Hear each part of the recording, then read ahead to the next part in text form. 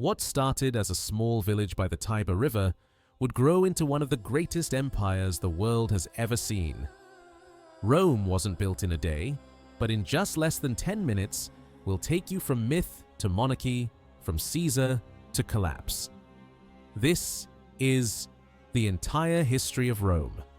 Epic, brutal, and very, very brilliant. Let's dive in. The legendary beginning.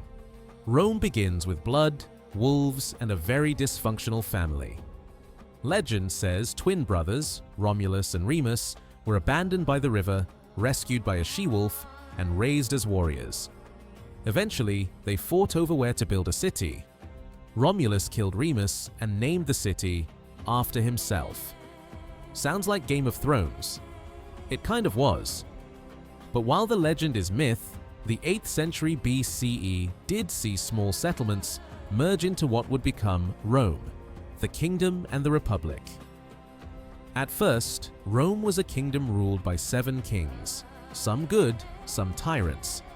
But in 509 BCE, after one king crossed the line with a noblewoman, the people said, "Enough." The monarchy was overthrown, and Rome became a republic. Imagine a democracy, but with armor and sandals, elections, debates, and a senate of elites. The catch? Only the rich and powerful really had a say. Still, this new republic was ambitious and ruthless. Rome expanded like wildfire, conquering neighbors one by one. But then it met a rival across the sea. Rome versus Carthage. Enter Carthage, a wealthy superpower in North Africa. What followed were the Punic Wars, a trilogy of chaos that makes Star Wars look tame. In the Second War, a Carthaginian general named Hannibal did the unthinkable. He led war elephants over the Alps to invade Italy. That's like marching tanks through a mountain range in winter. Despite epic battles, Rome endured and eventually crushed Carthage. By 146 BCE, Carthage was burned to the ground. Rome now ruled the Mediterranean. But with great power come corruption, rise and fall of the Republic.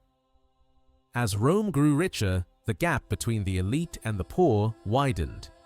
The Senate bickered. Generals gained power. Civil unrest exploded. Then came Julius Caesar, the man, the myth, the game changer. A brilliant general, Caesar conquered Gaul, modern France, marched his army into Rome against the rules, and became dictator for life. Many saw him as a savior. Others saw a tyrant. In 44 BCE, his own friends stabbed him to death in the Senate. Et tu, brute? The Republic was dead. It just didn't know it yet. The empire begins. After Caesar's death, his adopted son Octavian defeated rivals and became Augustus, Rome's first emperor. No more Senate debates. Rome was now a monarchy in disguise. Under the emperors, Rome entered the Pax Romana, 200 years of relative peace and prosperity. They built roads, cities, aqueducts, and arenas. The Colosseum? That was Roman Netflix, with lions. At its peak, the Roman Empire stretched from England to Egypt. It was the world's first superpower. But nothing lasts forever. Decline and fall. By the 3rd century, Rome was falling apart from the inside. Bad leadership, economic collapse, plagues, civil wars. It was like a sinking ship, with everyone fighting over the wheel. They split the empire in two, east and west, hoping it would help. Spoiler, it didn't. In 476 CE, Germanic tribes overran the Western Empire. The last Roman emperor? A teenage boy named Romulus Augustulus. From Romulus to Romulus. Poetic, isn't it? But this wasn't the end of Rome, just the western half. The Eastern Roman Empire, better known as the Byzantine Empire, would survive for nearly 1,000 more years. Rome may have fallen, but its echoes are everywhere. Our languages, our laws, our architecture. The idea that people could vote, debate, and shape their future? That was Roman too. Rome wasn't perfect, far from it.